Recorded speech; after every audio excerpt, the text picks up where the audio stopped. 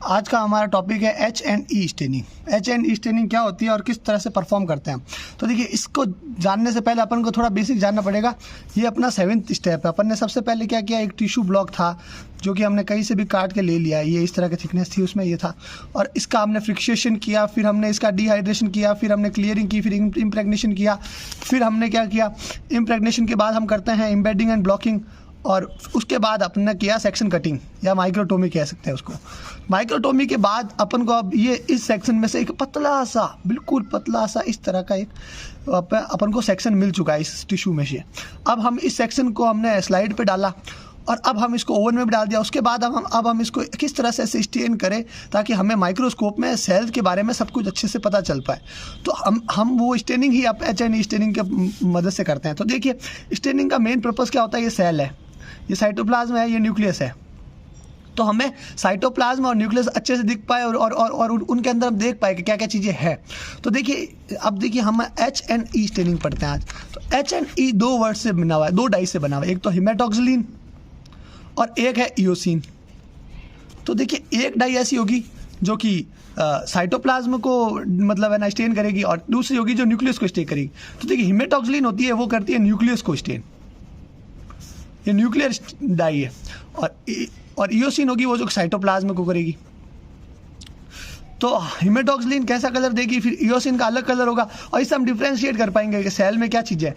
तो देखिए, ये H&E स्टेनिंग पढ़ रहे हैं, इसमें हेमेटॉक्सिलिन और इयोसिन से बना हुआ है रूटीन स्टेनिंग, और हेमेटॉक्सिलिन न्यूक्लियस को स्टेन करेगी और इयोसिन फिर साइटोप्लाज्म को करेगी। तो यही देखिए हम पढ़ रहे हैं आज। Routine staining is done with haematoxylin and eosin. तो रूटीन स्टेनिंग हेमेटॉक्सिलिन और इयोसिन से की जाती है। हेमेटॉक्सिलिन है एसेंशियल न्यूक्लियर स्टेन है, न्यूक्लियर स्टेन है, जैसे कि मैंने आपको बता ही दिया। और ये हमें है ना पेड़ से मिलता है, और ये नेचुरल डाई है हेमेटॉक्सिलिन। और किस पेड़ से मिलता है, ये उसका नाम है हेमेटॉक्सिलोन कॉम्फिहेनम। और देखिए, the natural extract from the stem of the tree is haematoxylin. तो देखिए, हमें है ना नेचुरल एक्सट्रैक्ट मिलता है ये haematoxylin, which is inactive product, जो कि इनएक्टिव प्रोडक्ट होता है।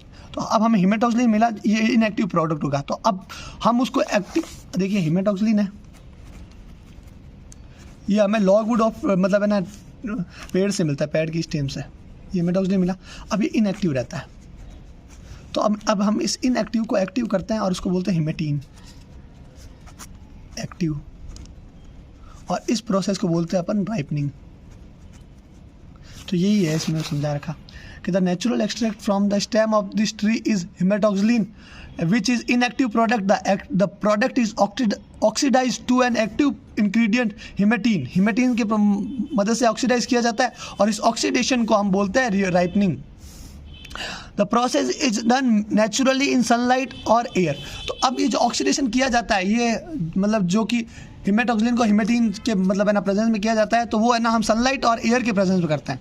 पर हम इसके साथ कुछ कुछ ऑक्सीडेंट भी डाल सकते हैं, वो है सोडियम आयोनेट और KMnO3 और मर्क्यूरिक एसिड। ठीक है, अब हम देखें, इयोसिन है जो कि साइटोप्लाज्मिक स्टेन है, ये तो हमने देख ही लिया।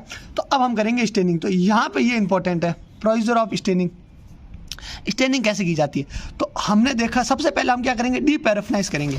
जो ये सेक्शन है इसके अंदर वैक्स होगी, तो वैक्स को पहले हम रिमूव करेंगे इस सेक्शन। तो हमने इस सेक्शन को, जैसे यहाँ पे ये सेक्शन है, इसको वैक्स रिमूव करेंगे। तो वैक्स के रिमूव करने के लिए हम क्या करेंगे, ज़ाइलिन में डाल देंगे।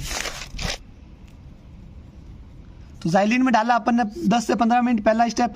और फिर हेमेटॉक्सिलिन वाटर बेस्ड डाई है, तो अब हमने ज़ाइलिन में डाला, तो ज़ाइलिन क्या करेगा, डिहाइड्रेट कर देगा, पानी यानी सब निकाल देगा इस एक सेक्शन में से। तो हम इसको वापस हाइड्रेट करेंगे, और हाइड्रेट करने के लिए देखिए, डिहाइड्रेट करने के लिए अपने पास था कि अपन पहले 70% में डालते अल्कोहल के, फिर 80% में डालते, फिर 95 में डालते, फिर 100%, फिर 100%, और ऐसे 3 होते, 100 के 3। तो ये तो हो गया अपने डिहाइड्रेशन का मतलब है ना प्रोसीजर। अब इसका हाइड्रेशन का प्रोसीजर क्या होगा, उल्टा करेंगे। पहले 100% अल्कोहल, फिर वापस 100%, फिर वापस 100%, फिर 95, फिर ये इस तरह से descending grade of alcohol, and finally bring the section two water. और उसके बाद हम वाटर के अंदर डाल देंगे सेक्शन को। तो प्लेस स्लाइड इन हेमेटॉक्सिलिन। और अब यहाँ पे तो हमने वहाँ पे ये हेमेटॉक्सिलिन को, वाटर बेस्ड डाई को हमने पहले कर दिया उसको रिहाइड्रेट। अब हाइड्रेट करने के बाद हम क्या करेंगे, सबसे पहले हम हेमेटॉक्सिलिन को 8 से 10 मिनट के अंदर मतलब है ना स्लाइड पे हेमेटॉक्सिलिन डाल देंगे। तो देखिए आपको ये देखना है, ये समझना है, ये स्लाइड है, सबसे पहले आपने डाला हिमेटॉक्सिलिन 8 से 10 मिनट के लिए, फिर अपन ने पानी के साथ धो देंगे, फिर इसका करेंगे डिफ्रेंशिएशन। करेंगे डिफ्रेंशिएशन क्या होता है? रिमूवल ऑफ एक्सेस डाई, ज़्यादा डाई है उसको रिमूव करना, उसी को बोलते हैं डिफ्रेंशिएशन, जो कि है ना होती है अपन 1% एसिड अल्कोहल जो कि 10 सेकेंड के लिए करते हैं। तो डिफ्रेंशिएशन मतलब है कि ज़्यादा डाई हो रही है, जैसे हिमेटॉक्सिलिन डाला था हमने यहाँ पे, तो हिमेटॉक्सिलिन ज़्यादा डाल दिया तो उसका डिफ्रेंशिएशन करेंगे ताकि भाई है ना जो ज़्यादा डाई है वो रिमूव हो जाए। और हिमेटॉक्सिलिन किस डिफ्रेंशिएशन किससे होगा? 1% एसिड अल्कोहल से, और वो भी कितने में? 10 सेकेंड में। फिर अपन करेंगे ब्लूइंग।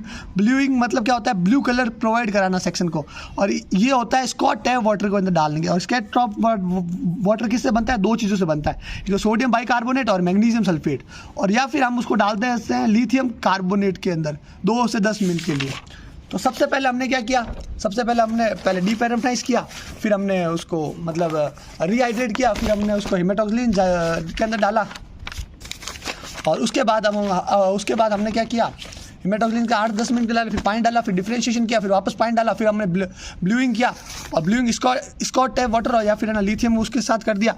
और उसके बाद हम क्या करेंगे? उसके बाद हम काउंटर स्टेन करेंगे 1% ईओसिन के प्रेजेंस, जो कि 30 से 1 मिनट के लिए होता है, ठीक है। और उसके बाद हम काउंटर स्टेन ईओसिन से कर दिया, और फिर हमने वापस एक ड्रॉप है ना मतलब है ना पानी के अंदर डिप कर दिया उस स्लाइड को, और फिर हम करेंगे माउंटिंग। और माउंटिंग करने से पहले हमने क्या उसको डिहाइड्रेट करना पड़ता है, और डिहाइड्रेट कैसे करेंगे? असेंडिंग ग्रेड ऑफ अल्कोहल, वही 70, 80, फिर 95, फिर 100, फिर 100, फिर 100। तो असेंडिंग ग्रेड ऑफ अल्कोहल के डाल के हम है ना ज़ाइलिन के साथ क्लियर करके, और मतलब ज़ाइलिन के साथ क्लियर कर देंगे। और ये कैसे करेंगे? 2 से 3 डिप हर सॉल्यूशन डाल देंगे, 2 से 3 बार, टप टप टप टप टप, तो ये हो जाएगा। और फिर हम इसको माउंट कर देंगे DPX की मदद से।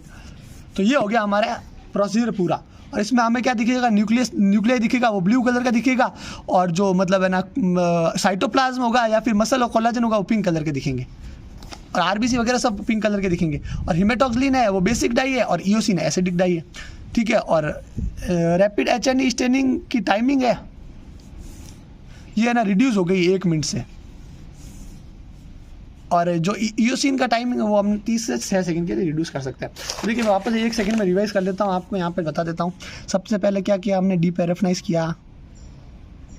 डीपैराफिनाइज मतलब रिमूव कर दिया, किससे किया? ज़ाइलिन की मदद से, 8 से 10 मिनट, ठीक है।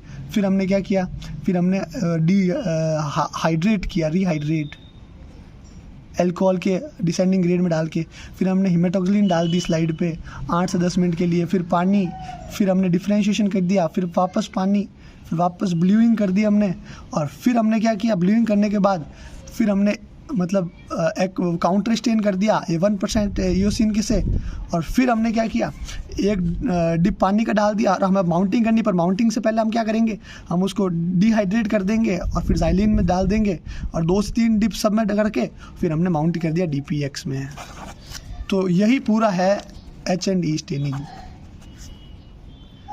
तो ये हमारा कंप्लीट होता हुआ H&E स्टेनिंग। अब हम अगला टॉपिक पढ़ेंगे जो कि होगा डीकैल्सिफिकेशन।